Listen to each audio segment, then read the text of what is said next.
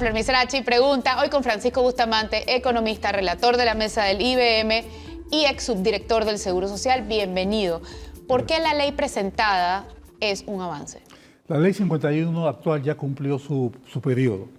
Se demostraron, tenía muchos defectos, limitaciones. El director no tenía la autoridad necesaria. La caja representa casi el 23-24% del presupuesto general del Estado. Y la persona a cargo de la misma no tiene las autoridades y jerarquía necesaria para tomar las decisiones que tienen que tomarse en una entidad de esa magnitud. La Junta Directiva tiene una serie de funciones administrativas y de gestión que no son conducentes con lo que se espera de una entidad, de una Junta Directiva que debe fijar políticas y pedir resultados. Ok, aquí acabamos de hablar de dos actores, el director y la directiva. Así es. En la ley se le dan más facultades al director y eso es algo que ha cuestionado, algunos sectores han cuestionado, que puede hacer compras hasta $1 millón sin pasar por la directiva, por ejemplo.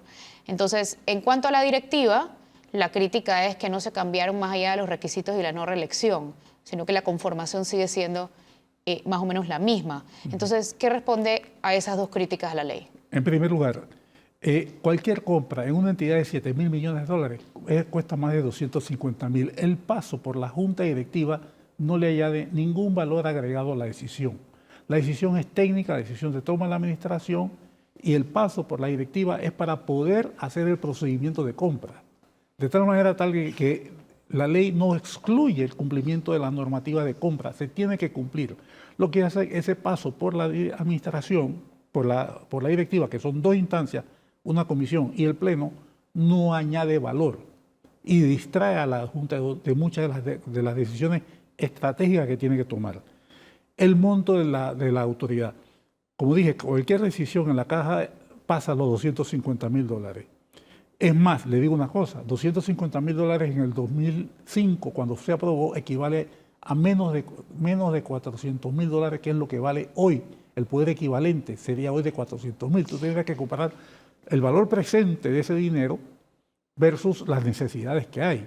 Todas las cosas han subido de precio y sigues atado a un valor que ya perdió valor, capacidad de compra. Entonces no es que se le dan demasiadas, sino que no tenía suficientes. No tenía las suficientes autoridades ni libertades que requiere ser ejecutivo. ¿Y en cuanto a la directiva? En cuanto a la directiva se cambiaron importantes cosas. Primero, se le sustrajo la labor administrativa de ser tribunal de instancia laboral, que eso le insumía en ocasiones más de la mitad de su tiempo. En segundo lugar, se eleva los requisitos para ser miembro de la Junta Directiva. Y se prohíbe la reelección. Y se prohíbe la reelección. Pero la conformación no debió cambiar. La conformación, esto es como una junta donde los accionistas tienen que estar presentes. ¿Y quiénes son los accionistas? El Estado, los empleadores y el gobierno. Ese principio se mantiene. O sea que están representados los actores, los propietarios de la institución, están en la Junta Directiva. ¿Cómo se eligen? Pudiera ser objeto de una discusión. Claro. ¿Ves? Pero ya es otra discusión. Pero la representatividad se mantiene. Pero es algo que no se incluyó en esto y también ha pedido sectores que se incluya. Exactamente, y eso ya tendrá que ver en cada gremio cómo lo quiere escoger. Sí, igual que ahora. Porque, bueno, acuérdate que la discusión, y siempre lo hemos dicho, la discusión de estos temas se tiene que dar en la asamblea. Y los gremios tienen que expresar si están o no están satisfechos con el proceso de selección. Lo que sí te digo es cierto, los gremios son responsables de la calidad de gente que va a la Junta. Ellos lo escogen. Entonces, en última instancia, lo que está en juego no es la Junta, son los gremios que mandan a las personas a la misma. Así como la Ley 51 nos aseguró la viabilidad del programa de pensiones por X años, ¿esta ley cuánto tiempo nos regala de vida? Si se toman las medidas apropiadas, es un periodo indefinido sujeto a solamente dos grandes variables que pueden suceder: los cambios en la población demográfica y en las estructuras del empleo que está vinculada al desarrollo económico del país. Pero ya no tiene que ver con la propia esencia de la gestión. En este momento, gestión es un problema muy serio que la nueva ley trata de resolver, y en segundo lugar, quitar la camisa de fuerza que significan las condiciones en las cuales se financia la institución. Puede ser por muchos años si se hacen las correcciones medidas. Si se hace a medias, yo creo que pronto tendría que volver a ver la ley nueva, la misma ley. Por ejemplo, esa es una posibilidad que llegue a la Asamblea y la Asamblea decida pasarlo, por ejemplo, sin aumentar la edad de jubilación, manteniendo esa medida paramétrica? Es que la edad de jubilación, vamos a ver, la edad de jubilación pasa para dentro de 7 años, 3 años más. Estamos hablando que en un horizonte de 10 años vamos a subir la edad. No ahora, dentro de 7 años. Lo que puede hacer la Asamblea es decir, 1 año, 2 años, 3 años, eso, yo creo que con eso se puede vivir. Pero lo que estamos viviendo, Flor, es que ese aumento de edad está proyectado hacia futuro en una población que ya está viviendo casi 80 años. Entonces, realmente, pasarlo a 65 años, te está dando un horizonte de vida hoy de 15 años y después va a ser de casi 20 años, dentro de 10 años. Entonces, realmente, el impacto en la vida de las personas no se está dando como dicen algunos. Es más el temor al cambio, yo diría, que lo que efectivamente puede ser. Y si lo quitan, sí van a afectar las finanzas en este periodo de transición. Y sí puede acelerar una revisión de la misma ley, si sucediera. Ok, vamos a un cambio, ya volvemos y seguimos desarrollando un poco este tema. No se vayan, esto es Flor Misrachi Pregunta.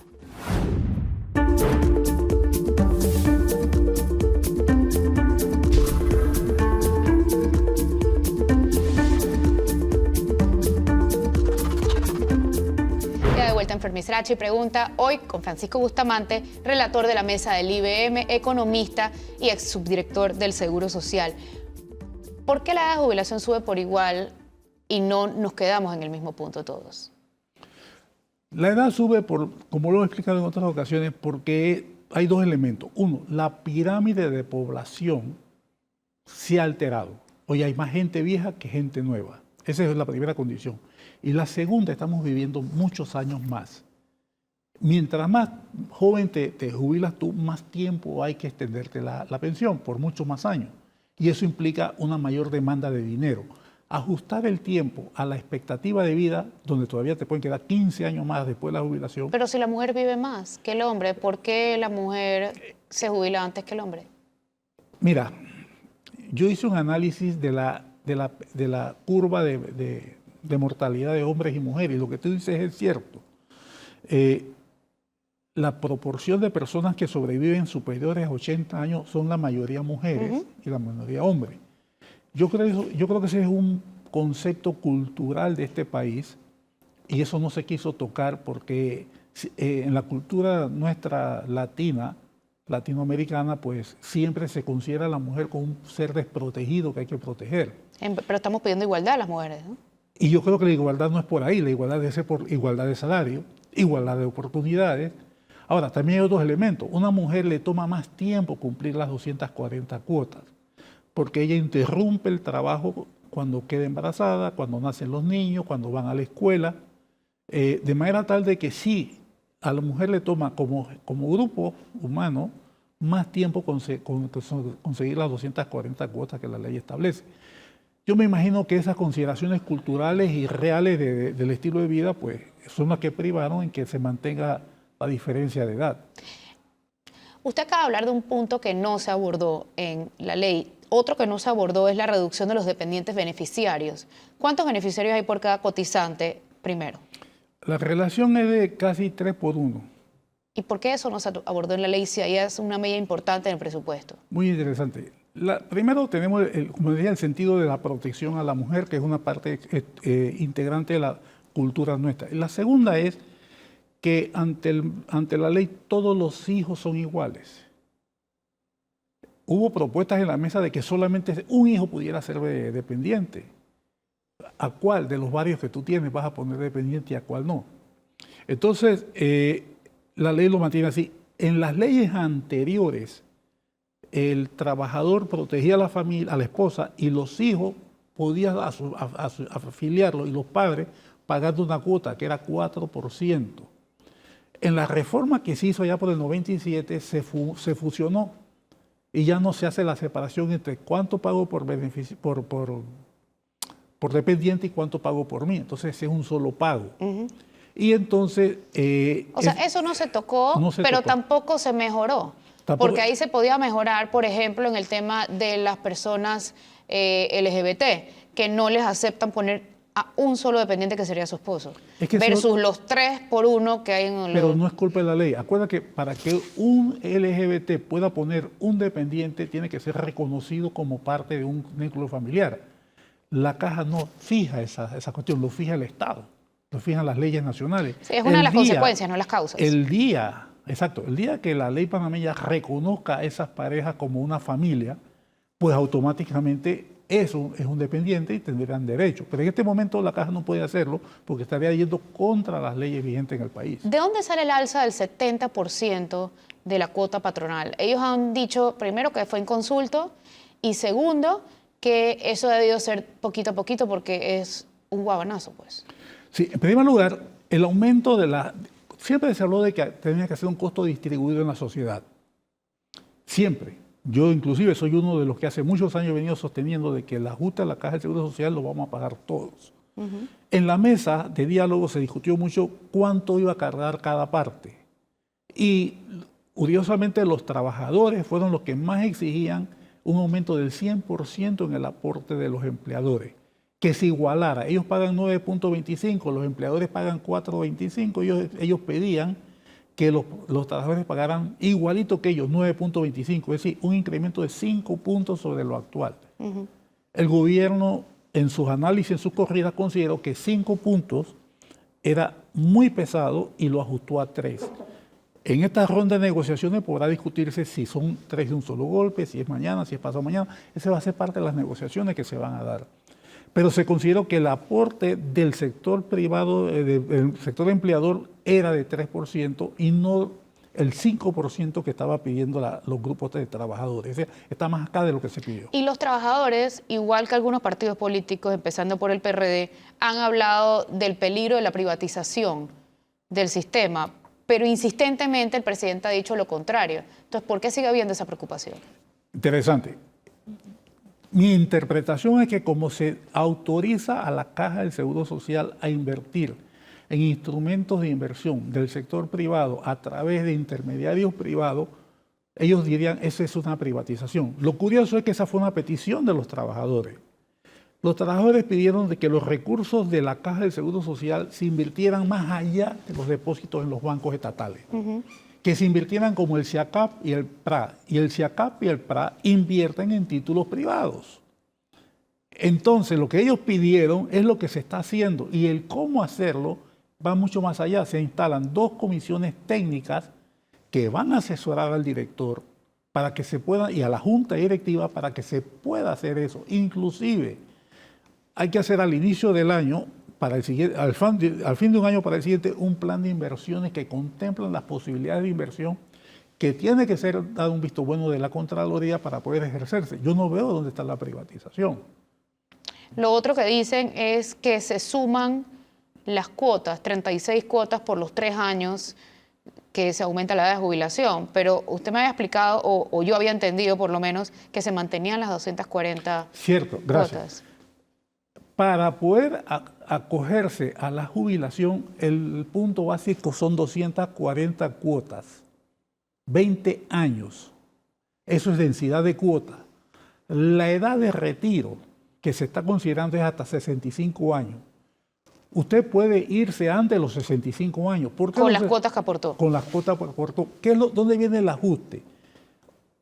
Buena parte de los trabajadores que están pasando al sistema no tienen un centavo porque se gastó pagando pensiones. El Estado está emitiendo lo que se llama un bono nocional que dice yo te voy a reconocer lo aportado por todo este tiempo y le voy a pagar 4% a ese dinero que no existe, pero que yo te lo voy a reconocer, pero es efectivo a los 65 años. Si tú decides, no, yo no quiero llegar a los 65 años, entonces no te reconozco el 100% del bono. Te reconozco 90, 85, 75, depende en qué momento te quieras ir. ¿Me explico? O sea, sí, que si tú aportaste $10,000, yo te digo, ok, yo te reconozco 10,000 cuando llegues a los 65. No, yo no quiero llegar a los 65, entonces en vez de 10, te reconozco 8, 8 y medio, 7, no me acuerdo la tabla, de lo que te voy a reconocer y eso va a impactar en tu pensión. Además se suma a las redes de seguridad social el 144 a los 65. Y ese otro, gracias. Otra de las críticas que se hace es la falta de solidaridad del sistema. Al contrario, este sistema es realmente solidario a la nación. Lo que tenemos hoy día es un sistema mal interpretado de solidaridad, donde los pobres pagan por la pensión de los ricos, no así los ricos por los de los pobres, y donde solamente los que están dentro del sistema están beneficiados. Los que están pidiendo... Sobre todo las jubilaciones especiales que también no se tocan en no esta se ley. tocan, pero no, eso no es parte de la ley porque la ley no fija esas jubilaciones. Entonces, la solidaridad en el sentido de que es al país, no a los que tienen un beneficio ya adquirido. En ese sentido es ampliamente solidario y además se está haciendo la responsabilidad individual de cada uno de los trabajadores en su propia el financiamiento de sus pensiones. Bueno, vamos a un cambio, ya volvemos, no se vayan.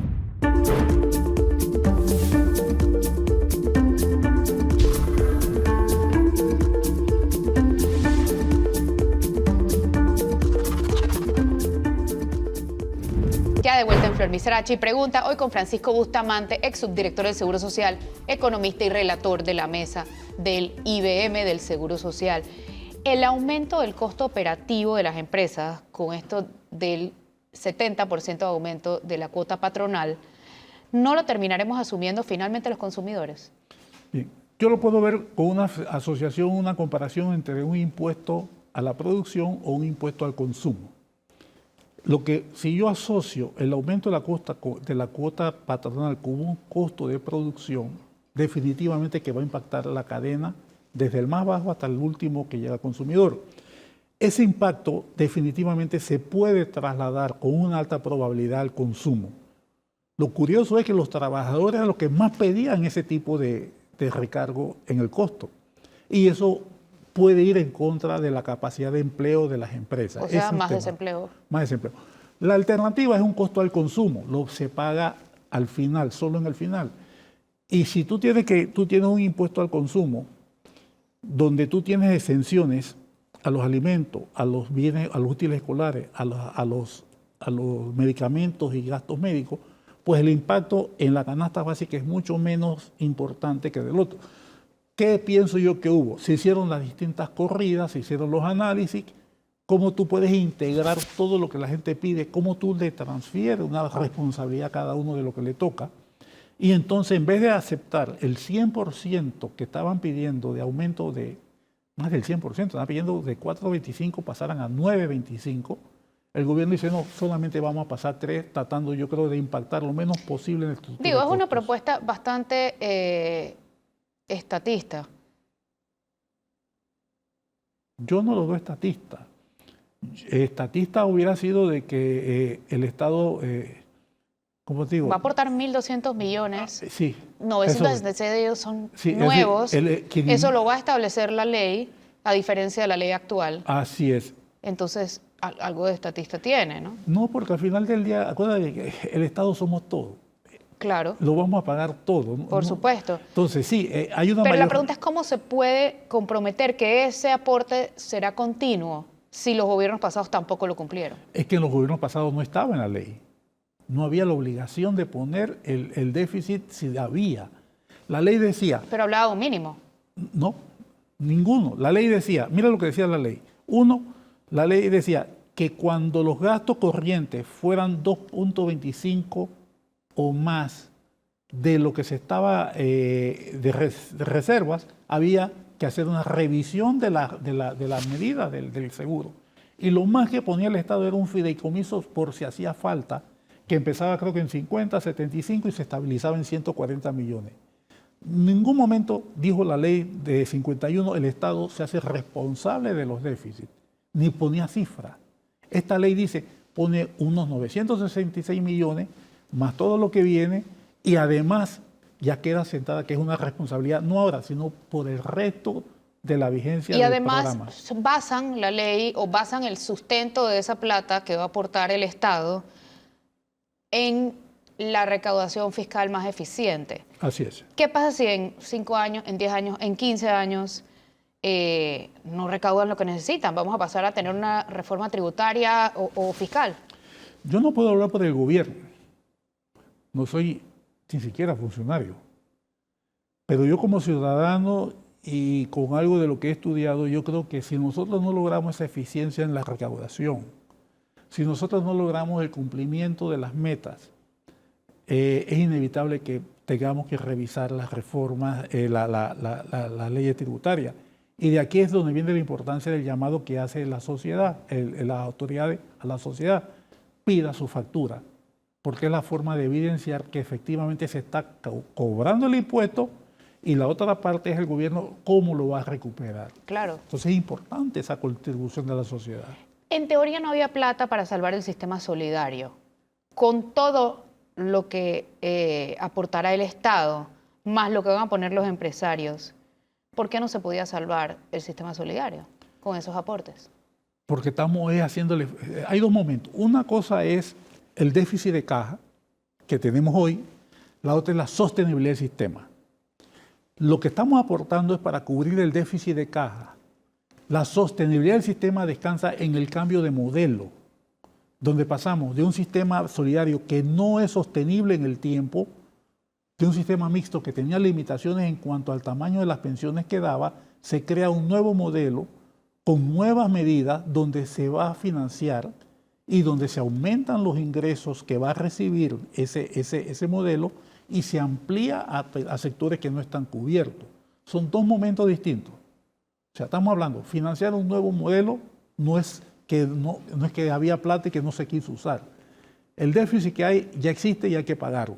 Ahí, esa es la primera parte del compromiso del Estado de pagarlo. Repito, la segunda parte es un cambio de modelo para que este modelo, con los ajustes apropiados, pueda ser sostenible. ¿Y cuáles son esos ajustes? Un aumento en la cuota, un espacio de tiempo de adecuación, un aumento en la edad de retiro y un proceso y un sistema de inversiones rentables distinto al que tenemos, que hoy día no existe. Y fue el pedido de todos los miembros de la mesa, por amor de Dios. Se está haciendo como se pidió. Pero ahora hay críticas, obviamente, ¿no? Los informales, ¿cómo se atrae a los informales a que coticen? Bien, los informales aparece como una obligación de hacerlo. Hay dos elementos. Uno es muy sencillo.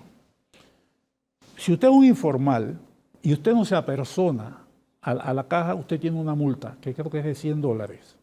Creo que es la multa. Ese es un elemento. El otro es que para algunas actividades que tengan que ver con el Estado tendrían que presentar un paz y salvo de que está inscrito. Si no lo puedes presentar, pues ahí habría un problema. El tema viene con aquellas personas que no tengan relación con el Estado, que son las menos. Tenemos que desarrollar dentro de la institución una capacidad de identificación de todas esas personas independientes, informales, que hoy día no están bajo la mira del sistema. Son capacidades que hay que desarrollar. Bueno, muchísimas gracias por acompañarnos hoy. Esto fue Flor Misrachi Pregunta, hoy con el ex subdirector del Seguro Social, relator de la mesa del IBM y economista Francisco Bustamante. Que tengan excelente día. Gracias.